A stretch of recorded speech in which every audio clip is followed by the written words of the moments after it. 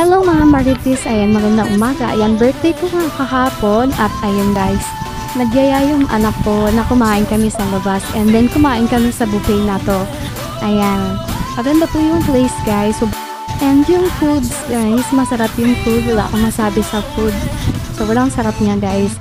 So dito nga pala guys, kapag kumain ka guys, so magkakaroon po kayo ng discount, minimum of 4. So dahil dalawa lang kami ng anak ko, hindi po namin na-avail yung discount.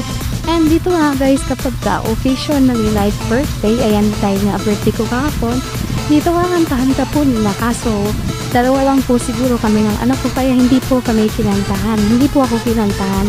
Yun pa naman po yung gusto ng anak ko, kaya niya ako dinala dyan para kantahan ako sa birthday ko, but hindi po nangyari yon.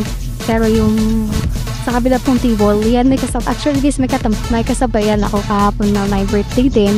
Ayun lang po yung kinantahan nila dahil madami po sila.